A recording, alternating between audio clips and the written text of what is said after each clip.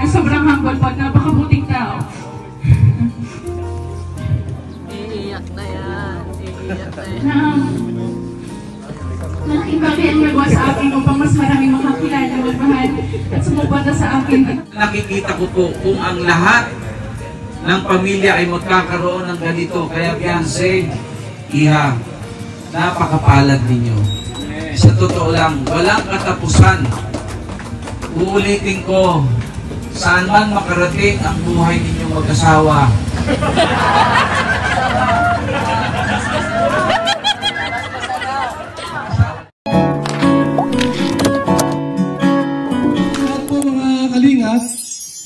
Nagsimula po ang pagtulong natin, 2003 pa tayo. Ano lang,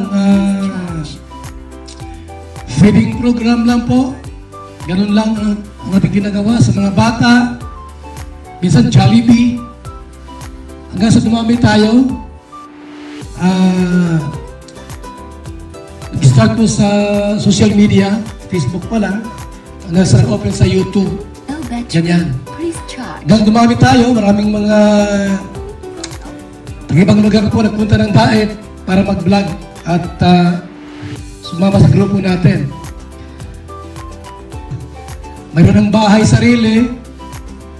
Yung ibang vlogger po nagaling sa ibang lugar. Mga OFW. Nasa Daet na sila ngayon, naglipat. Nag-migrate na sa Daet. Nag-migrate kasi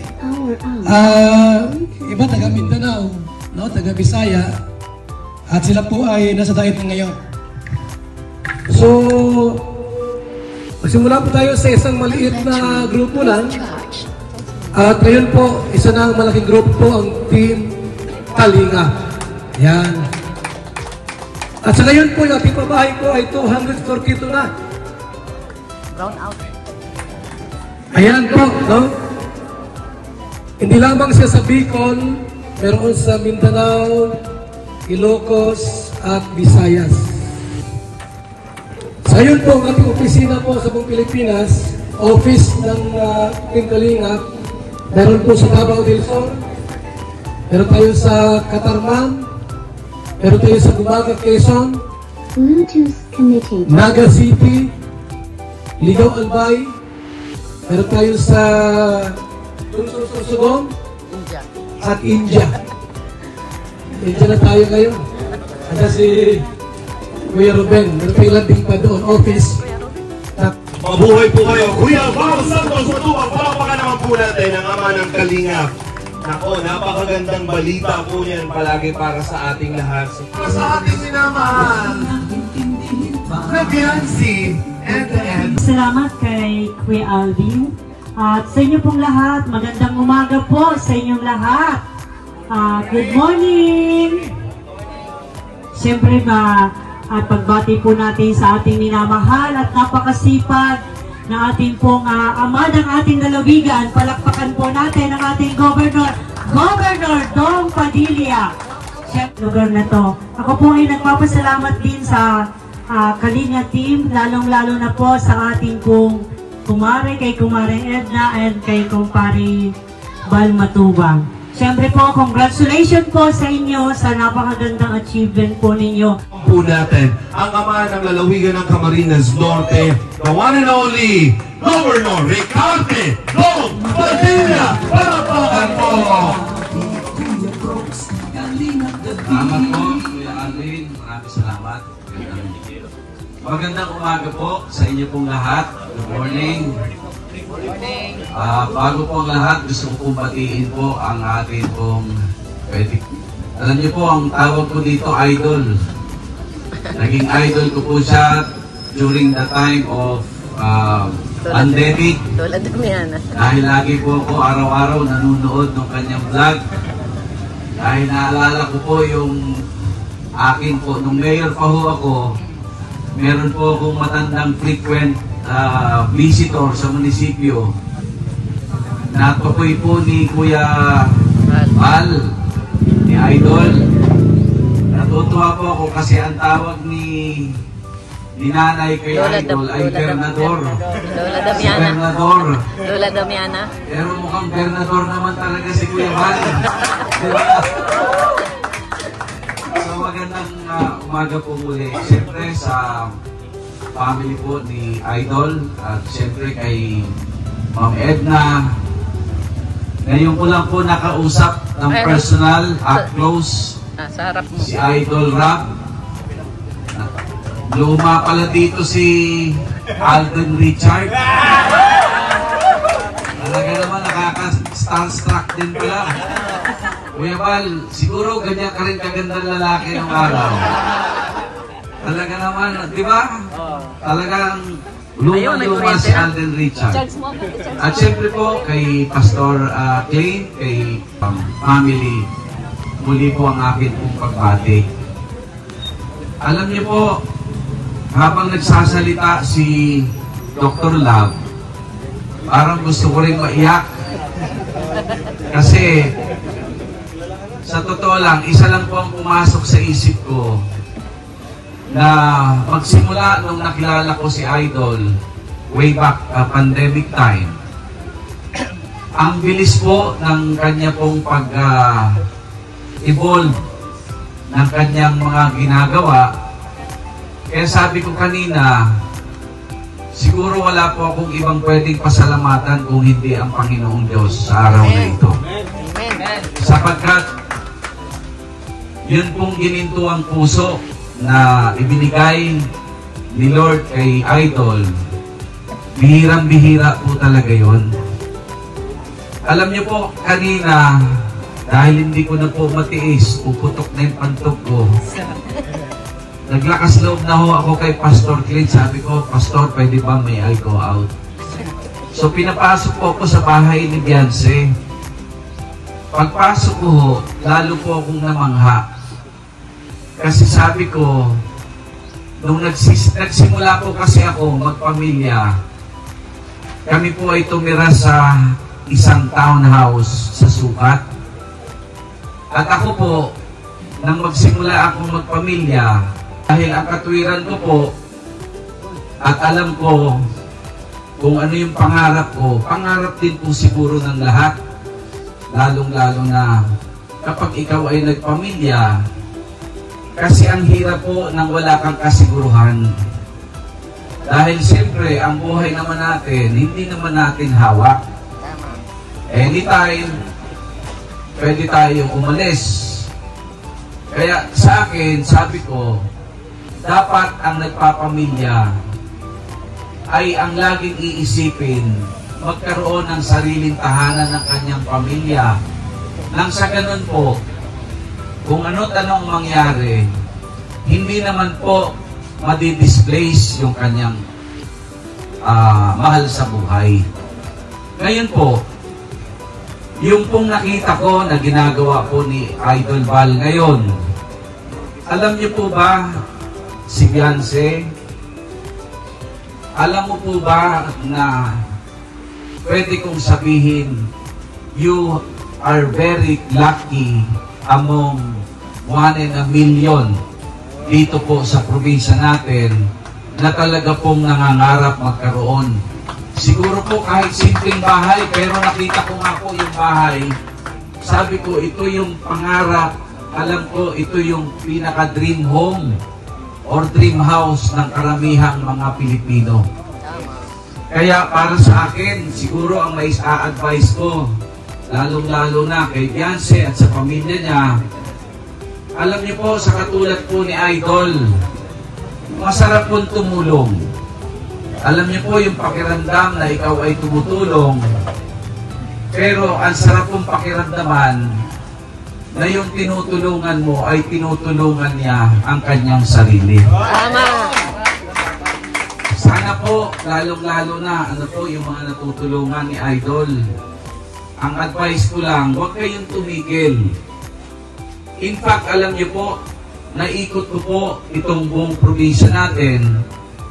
Yun nga po ang dahilan kung bakit nagsusulong tayo nung programang walang dapat maging squatter sa sariling bayan. Amen. Alam niyo po, tuloy-tuloy ang provincial government ngayon sa pagbili ng mga lupa, ina-identify natin yun pong mga barangay na maraming informal settlers. At alam niyo po, ako natutuwa. Maraming salamat kay Idol, sa pamilya ni Idol, kay Setless. So palakpakan po natin muli ang Kalingap. Ngayon po, ang sa akin na lamang, kasi sa totoo lang po, minsan, nung nag-uusap kami ni Senator Robin, pinakita ko po sa kanya yung bahay na tinitirhan ng maraming mga taga-Cam Norte. Lalong-lalo na po yung mga nakadikit halos sa tubig, sa ilog, sa dagat, na kung saan kapag nagkakabagyo o sumasama ang panahon, nasisira po ang bahay nila. Kaya po ang nangyayari, kung tutusin, kung titignan nyo po yung bahay nila, light materials, ang kanilang sahig ay buhangin, ang kanilang papag ay kawayan, ang kanilang dingding ay pinagtagpi-tagping minsan po mga tarpaulin pa ng mga politiko. Ngayon po talaga nagpapadugo ng puso ko. Kaya lang, sabi ko nga, kailangan din natin tulungan ang ating pong sarili. Pero minsan, naiintindihan ko rin, kapag ikaw po siguro ang nasa kalagayan nila, parang ang hirap din pong bumuo ng pangarap. Dahil parang, kung ganun ang kalagayan mo sa buhay, meron kang mga anak na hindi mo alam kung kaya mong patapusin ang pag-aaral. At hindi mo alam kung kaya mong magkaroon ng disenteng tahanan. Nakikita ko po kung ang lahat ng pamilya ay magkakaroon ng ganito. Kaya Beyonce, Iha, napakapalad ninyo. Sa totoo lang, walang katapusan. Uulitin ko, saan man makarating ang buhay ninyong mag-asawa.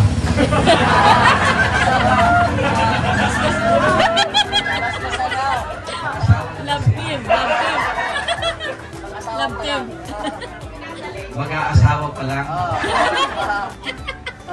Kahit saan makarating ang buhay, Beyonce, wag na wag kang makakalimot sa Diyos dahil napakapalad mo para magkaroon ng ganitong swerte. Dahil hindi lahat ng mga taga-Camarines Norte, alam ko kahit anong gagawin ni Idol na pagsisikap, kahit anong mangyari, hindi pa rin natin kaya tulungan lahat. Alam ko po, sa puso, Idol, kung kaya rin lang niyang ibigay yung pangangailangan, lalong-lalo na ng tahanan ng bawat pamilyang walang may tahanan sa atin. Pero alam ko, limitado rin po ang kakayahan ni Idol Val. Kaya Idol, sana po, itong ginagawa naming inisyatiba, sa programa po ng walang dapat maging squatter sa sariling bayan. Sana po maging parte kami ng iyo pong napakagandang adhikain. At sana po magkatulungan tayo dahil iisa lang naman po ang gusto natin. Ang matulungan na magkaroon ng tahanan ang bawat taga-Camarines Norte. So again po, muli, ang akin pong pagpapasalamat bilang ama po ng ating lalawigan na isa na namang pamilya ang nagkaroon ng sariling tahanan. Idol, sana po magtuloy-tuloy ang biyaya na ibinibigay sa iyo ng Panginoon at marami ka pang matulungan. Maraming salamat po. God bless sa inyo po. Maraming salamat. Oo, hindi pa po sila mag-asawa. Oo po. Hindi ko po alam sa dalawang yan, ang hirap po paaminin kung ano pong estado eh. Baka kayo po. Pero dahil nandito kayo, ngayon pa lang, i-advance na natin, ninong po kayo sa kasal. Ninong, okay lang po ba maging ninong kayo sa kasal itong dalawang? Yes, Ninong! Pinagandang na ang ninong ninyo. Diyos ko po, nasobra na Beyonce, ha? Oo. Pero ito po, syempre, salamat po palagi. Tawagin na po natin ang ating minamahal, Kuya Ralph Matubang, Kalingap Ralph, mga kaibigan! Siyempre po, di tatawagin na kita kasama ng Governor. At siyempre, mga kaibigan, bilang isa po sa suporta ng ating Governor. Ayan, hawak kayong kamay ng ating minamahal na Gov. At siyempre, tasan na mga kaibigan! Palagpakan naman natin sa pagkakataong ito. Maraming salamat po. Thank you po. Kakaiba tong araw na ito sa mga usual na ribbon cutting po natin kasi may mga bigating bisita po tayo ngayon. And thank you so much po, Dov, sa pagpunta po. And Tony, Pastor Clint, Pastor Boy, kay Idol, Tonyo Bicolano, thank you. Kakaiba talaga si Biancy. Siyempre, Ninong palagi naman yun nandyan. Di natin kayang gawin to, tayo ay support lang sa kanila. No? Kaya supportan po natin Sinagop. Grabe po, napaka-humble na punta po sila dito. Kaya yung sa mga plano po nila, andito lang po kami. Gop na nakasupport po sa inyo. Kasi kina Biancy, congrats! Pinsan S, congrats! Napakaganda ni Biancy, grabe. Kaya tatay, inanay, congrats po sa inyo. Yun po mga payo po ni Gop, sobrang ganda po ng mga sinabi niya na sa lahat naman na magandang tumulong sa mga tinutulungan din niya sa sarili, di ba? Hooray! Hooray! Galing ni Pastor magpahip-hip po rin.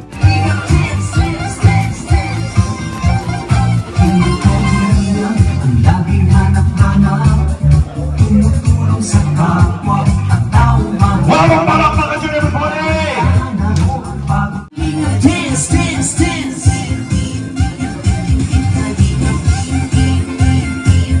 Tingka-lingka, dance, dance, dance! Nalaking kayo at palakasin ng mga Diyos na mahapagin. Pati mga kalingap supporters, OFW mga subscribers. Huwag nang intindihin pa kontrabida at online bashers. Ang mahalaga'y tumulong sa kapwa, magbigay ng may pag-ibig sa kapuspanan, saya at ligaya sa bawat puso. Ang madara. At ako po'y nakarating dito sa Jari. Ako po'y galing po ng Kamsor.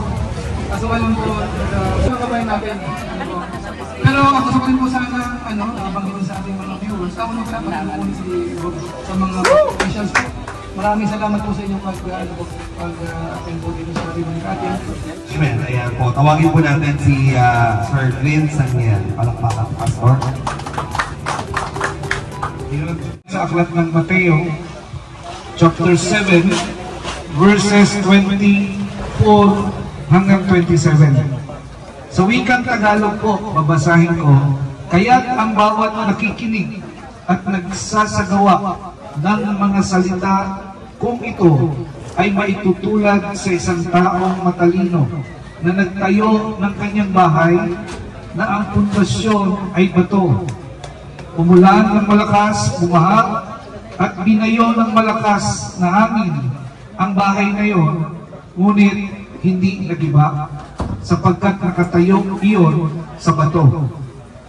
Ang bawat nakikinig naman ng aking salita, ngunit hindi naman nagsasagawa ng mga ito, ay maitutulad naman sa isang taong hangal na nagtayo ng kanyang bahay sa buhanginan. Umulan ng malakas, bumaha, binayo ng malakas na hangin ang bahay, ito ay bumagsak at lubusang nawasak. So tatlong ingredients po sa ating tahanan. Yan ay ang Panginoon. Pangalawa, ang ating pananampalataya para bumuo ng magandang tahanan. At ang pangatlo ay yung tinatawag na ating pagtugon na gawa sa ating pananampalataya. Sapagkat ang isa daw pong pananampalataya na walang kalakip na gawa ay patay.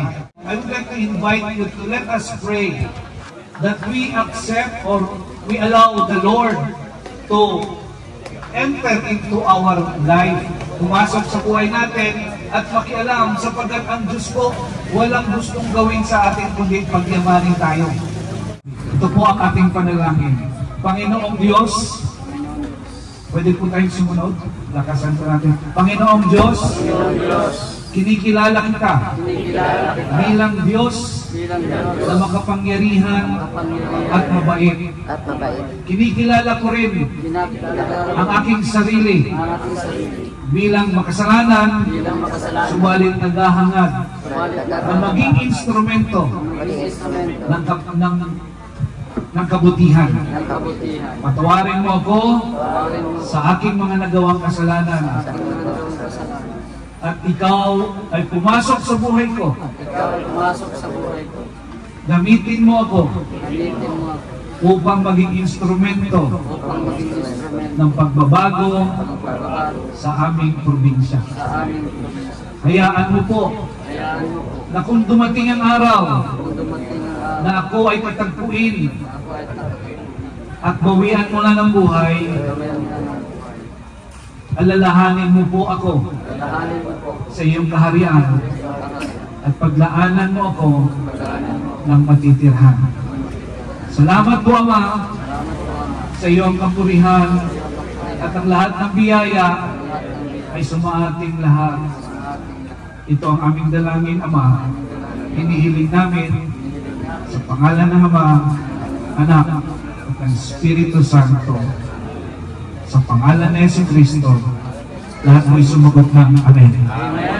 Palakpakan po natin ang ating. Saligman, katunayan po nito Diyos, salamat sa pamilyang ito ng Batalero family, na kung saan Panginoon sila naging beneficiary ng patuloy na pagnanais na makapaglingkod sa iyo, ang grupo at ang Team Kalingap po Diyos, sa panguna ng Ama ng kanilang team na si Palang Iba, si Kuya Bal Santos Matubang, si Ate Edna, at ganun po si Kuya Ram. At sa lahat po ng mga vlogger. And they make it possible. Ang aking taus-pusong pasasalamat po sa inyong lahat ay hindi ko kupas.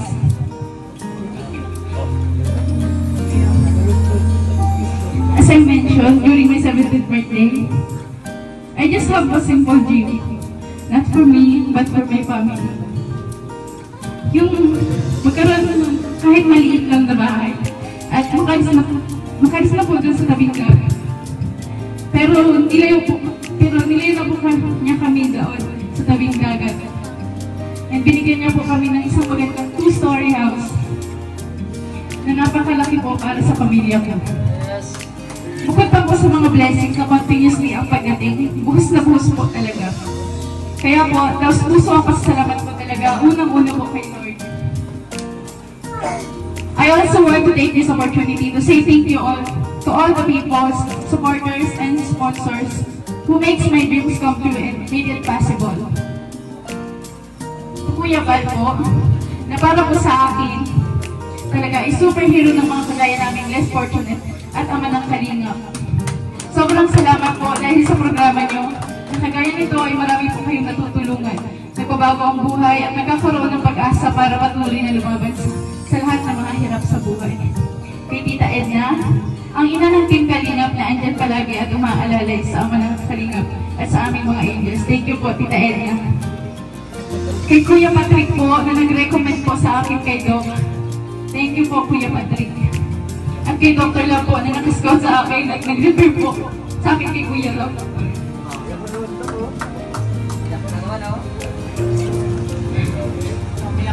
Salamat po Dok kasi kahit sobrang layo po naman ang inilalabahan po namin nilabaw po.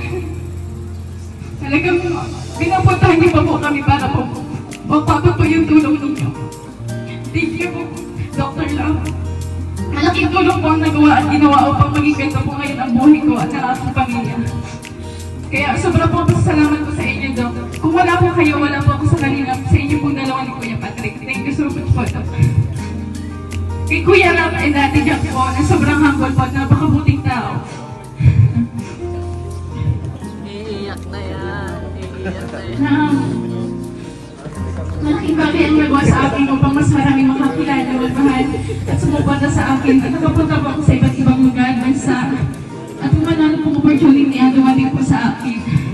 Na nakatulong po sa aking pamilya at sa pag-aaral ko po. Kuya Ram, Ate Jack, salamat po sa inyo. Para po sa akin, kayo po talaga ang pag-asa ng katulad po namin kabataan kapuspalan. Salamat po, Kuya Ram. Subok na dumating sa buhay namin. Hindi po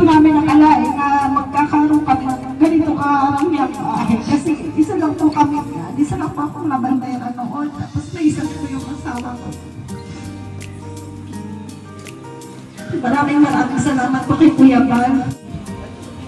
Pagpalain po kayo ng Panginoon sa inyong mga kabaitan. Maraming salamat po talaga sa inyong lahat. Maraming salamat po. Thank you. At matiga ka sa kay Patrick.